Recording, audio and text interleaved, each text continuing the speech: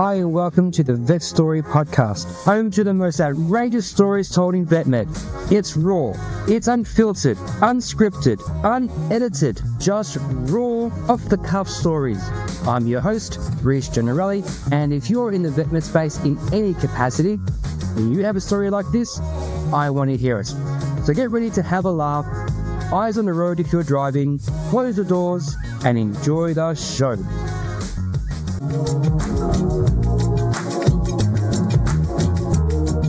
And we are back with another episode of the VetStory podcast. I'm here with my good friend, Melissa Toppkins Lewis. How you doing today, Mel? I'm doing pretty well. How are you? I'm well. Thank you so much for joining me today. Mel, tell the listeners a little bit about yourself. I guess the quick and easy version is I am the crazy cat lady. I don't know.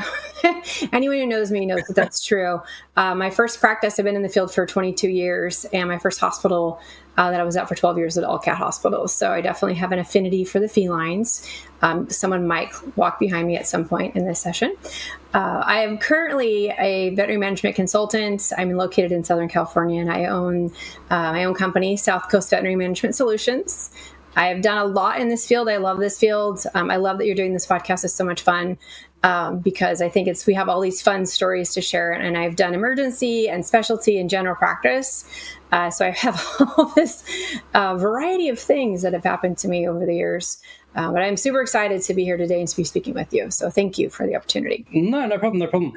So let's rewind. You said you're a crazy cat lady. Now, Is the stereotype true? That I have multiple cats? Yes. What's the crazy part? Where's the crazy coming? No. Okay. So before I got into this field, I actually came upon a cat who had been hit by a car in the middle of the road. So I got out of my car to see if she was dead or whatever. And she was not. And she was injured, obviously. And it was kind of 10 o'clock at night and it was dark and there was cars coming towards us. And my crazy part was I stood in the middle of the road in front of the cat so nobody would run her over again. Because I knew if she got hit again, it was not going to go well, So that's my initial crazy cat lady, is because I used my body as a shield for a cat that I didn't even know. I ended up taking her to emergency. And the only thing that was wrong with her was she had a broken baby tooth. So she was fine. She ended up becoming my cat because she was a stray cat in that area. So yeah, that's the crazy part of my crazy cat lady and using my body as a shield for a cat I didn't know. I do know other people that would do some of that though.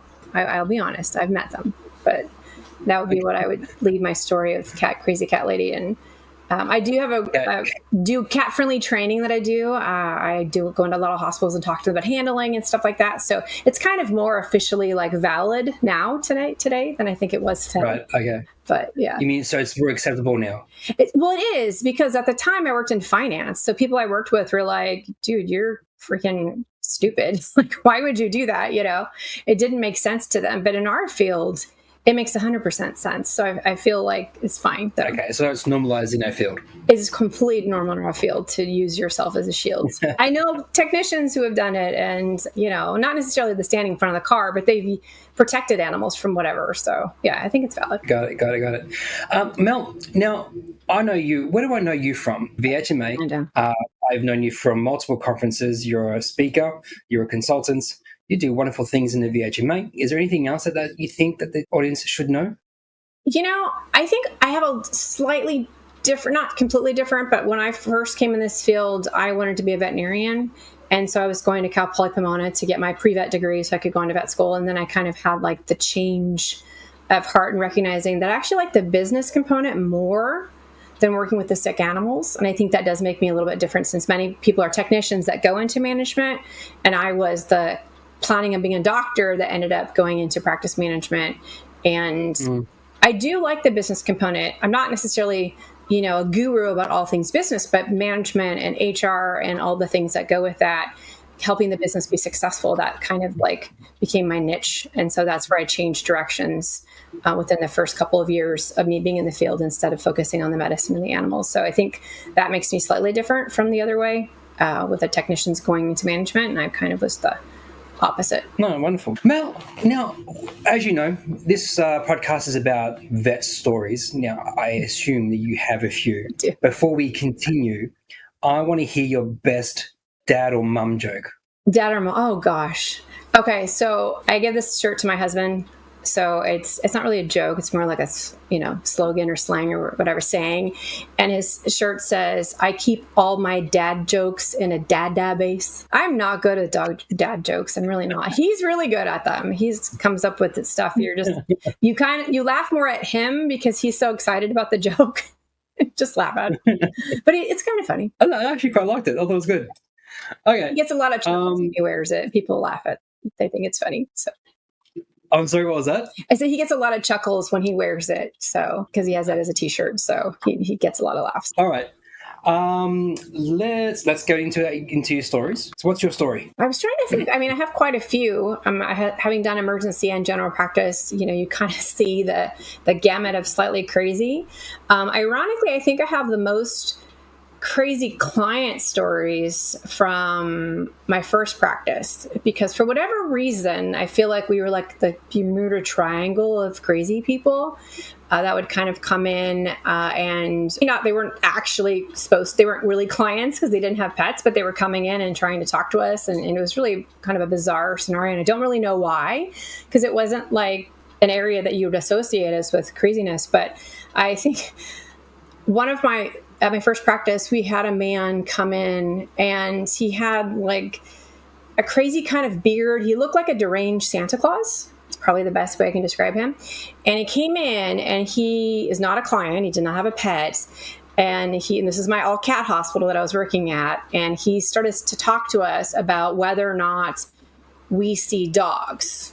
And, we didn't see dogs, since we're trying to explain that to him. But then he starts kind of going a little bit off the deep end and telling us that he's a feral cat. So he's a feral cat and he doesn't like dogs, and dogs are the enemies of cats. And he's really upset if we see any dogs in there. And you can tell he's kind of deranged because he's deranged Santa Claus. And I'm trying to figure out how to get him out of the hospital. And, you're not trained when you become a manager, or even in our field, how to deal with humans that are not there. You don't get any of that training. There's no like mental health help that you get. So me trying to coax him out of the building when he's telling me he's a feral cat, and he's like, literally like freaking out in the lobby because he's so worried that there's going to be dogs coming in. And thankfully there was a security guard that came in and helped him out of the building. But that was an experience. And the way he was saying it, he was like, "I am a feral cat." Like, it was so weird. He just was not like a normal conversation. And at the time, we used to have this instant messaging called Message Pal. And so you'd send a message from one computer to another. And I'm trying to talk to the man, so I can't really focus on what my computer's doing. And one of my receptionists is like sending me messages like, "Oh my God, Mel, I'm freaking out. Get him out of here." And I'm like, what am I supposed to do with the message? We have guys in the back that we could have messaged the back and said, "Hey, Kenny or Mike, come up and help us," like something. But no, she's messaging me. And I just think, so we had to actually come up with a plan to kind of, what do we do in the situation when we have a potential incident? And so that actually did help us. And this was today in California, you're actually required by state law to have a workplace violence prevention plan. And even though this man did not get violent with us, it could have gone that way because he was definitely not all there.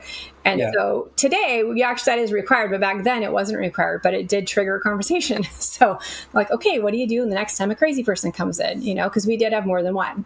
I had a lady come in asking me directions to a city that was about 40 miles away, and she was going to be walking there. So she wanted me to give her directions to get there because she was obviously not all there. She also had on no shoes. So I'm really not sure how that was going to go for her. But yeah, we had a lot of interesting folks that would come in. Okay. So I'm going to rewind. Now, you said this guy was like Santa Claus. Was he dressed as Santa Claus? No, but he just had the beard and the red, I don't know, his face looked like Santa Claus, the way he had the beard. He had like the jolly cheeks. Probably he was just really flushed. I don't know. I think he was probably on something. Right. But it made his face looked really flushed, but he was not dressed as Santa Claus. And so I would say deranged Santa Claus, off the clock, just came out of a bar. And I just want to make sure I understood it. He didn't have a feral cat. He was he was the feral cat. Yeah. He said, "I'm a feral cat." Yeah. And, dogs are the enemies of cats. And he was just absolutely trying to talk to us about, convince us that he was a feral cat. He did not ask me for treatment, though. He didn't say he needed help, like that he was a cat that needed treatment. So that's probably good. Okay. All right. So we installed a doorbell underneath one of the benches, so you can just run your hand very discreetly underneath the bench and press a button. When that button goes, you know that we need help. So people can just go, there's a doorbell. We're going to go into this room because they need help. So you actually have security guards in the hospital? No, that was like for that shopping center. And it was just, they had a security guard because we were having, not just us, that shopping center probably had maybe 15 to 20 businesses. It was a pretty busy shopping center and had like a lot of different things. You know, we had like a Starbucks and gas station. Oh, so it was like a communal security guard that walked around. Community security guard. And I think he had been following the guy, and then he saw him walk into our hospital. So I have worked emergency where we did have security guards for the specific building. Especially because like overnight, you know, stuff happens. Working in emergency, I've seen a lot of things.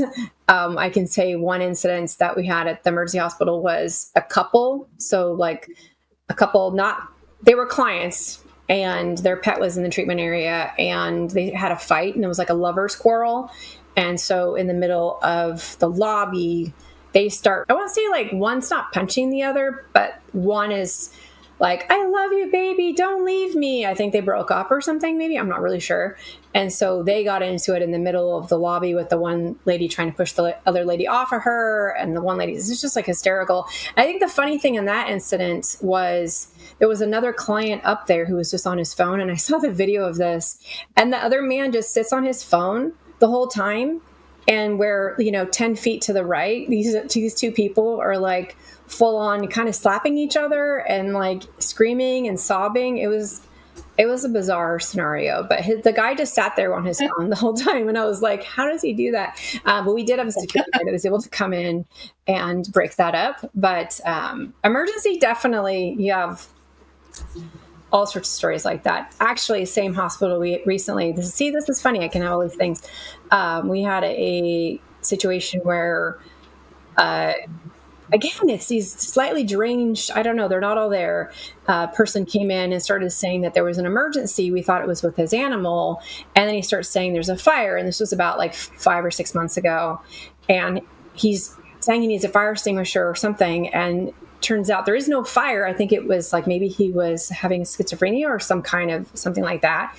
And he actually came in and grabbed the fire extinguisher off the wall in the hospital. He went back into the treatment area. He pushed through and grabbed a fire extinguisher and then started hitting things with it, like car windows, and started damaging things. So yeah, like you wouldn't think that someone would come in and grab your fire extinguisher and use it as a weapon. It has happened. Interesting. So let's make a note. What's the hospital that we need to stay away from, that area? I can't say it because it's like one of those things. But it was funny is that I helped with that creation of that workplace violence prevention plan. And in the plan, you talk about like what could, the weapons like people use, and you'll say like knives or guns or blunt objects or whatever. And in that plan, I added a fire extinguisher to potential weapons for them because that was my way of just being kind of funny. But it was true because it was used as a weapon, and they did have to call the cops on him to come. And I definitely think there was something wrong. He wasn't like someone who intentionally was logically making decisions. He just wasn't there. So I think that's most of the problems I've seen have been people who are just not there for some reason or another. And I don't know why, but definitely the training that we did not get when we became managers.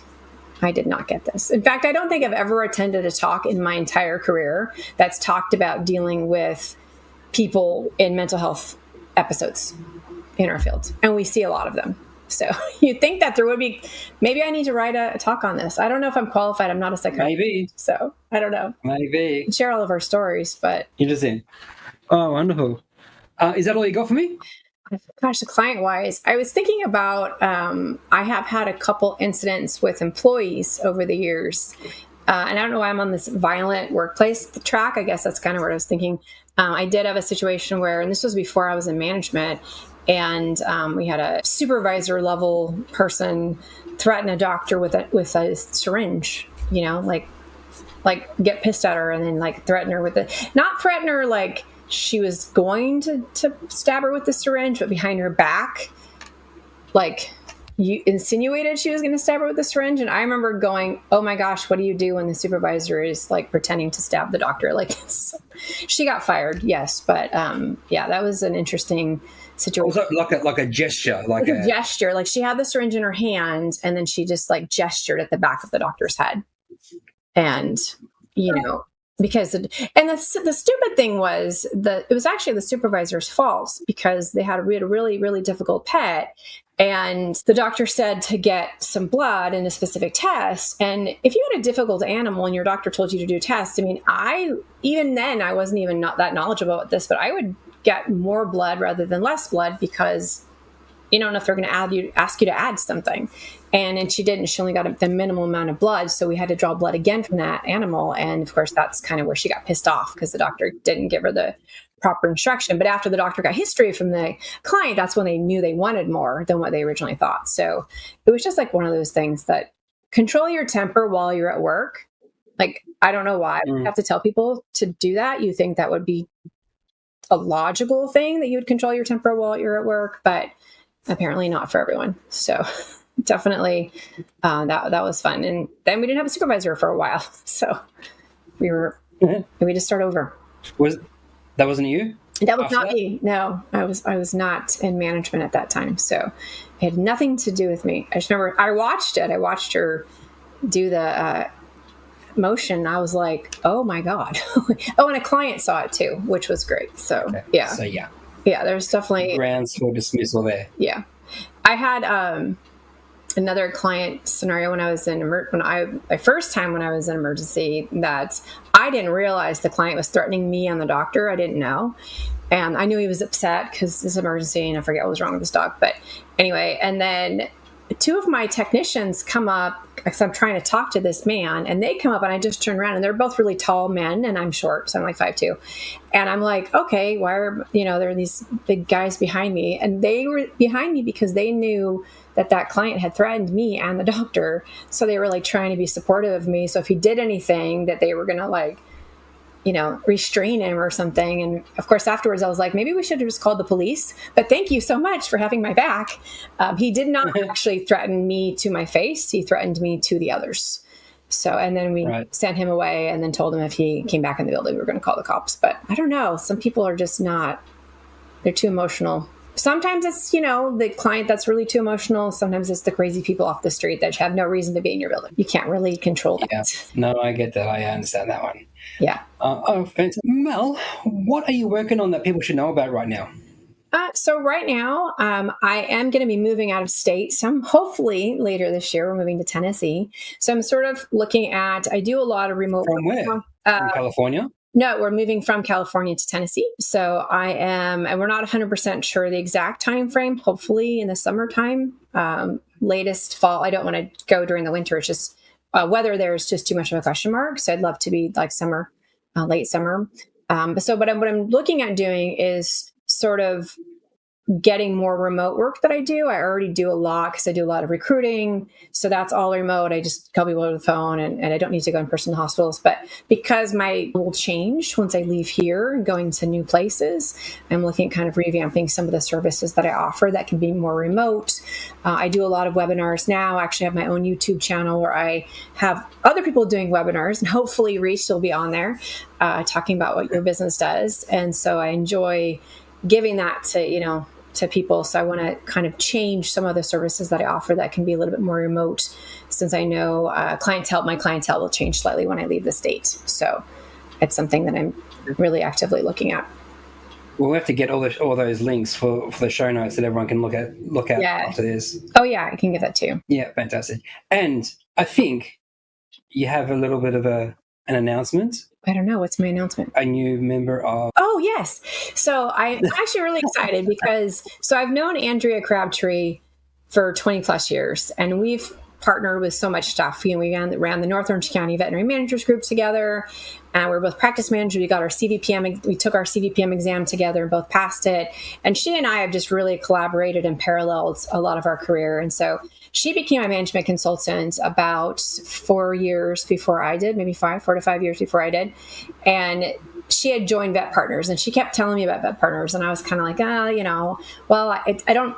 And after I became a consultant, I was like, no, I'll do it next year. So finally, I joined Vet Partners the end of December, because I'm excited. I'm going to be going to the annual conference at the end of February. I'm happy I'm speaking at Western again. So I thought, well, that's a great time to join Vet Partners, because I'm already going to be in Vegas for Western, so I can just piggyback on top of the conference, which I know that's the intention of Vet Partners. I know that they piggyback on top of conferences because it makes more sense, and I get that. But I thought it was a great time since I was already going to be in Vegas. So I'm excited to be part of Vet Partners. I know several members already. I've obviously networked with a ton of people, so I'm really happy to be part of that, and excited to see like what direction my career goes after being part of that. So I'm happy. Yeah, we're really excited to have you. Thank you. When I saw your name, I was like, I know Mel. She's going to be perfect. I really like the collaboration of people. I like being around people that know more than I do, or know different things than I do, because then I get more knowledge from that. It helps me grow. So I'm excited for that opportunity, because it'll be different than what I've experienced in the past. So I think that makes me really happy to be able to say, like, okay, what direction can I take my career, because I'm part of this. And ironically, nothing to do with our partners, but last year I was doing a lot more OSHA. I did some OSHA training, and I did an OSHA webinar for the Michigan Veterinary Medical Association. And I actually have this bizarre love now for OSHA. I know that's so weird, but and so I actually you and Jessica would get along just fine. Oh no. 100%. I've actually gone with her to visit 2 of her hospital visits. In fact, one of her hospital visits here in California is actually one of my clients. So when she said she was coming to this hospital, I'm like, oh my God, they're one of my clients. So I actually went with her to do her inspection. Super fun. I like it.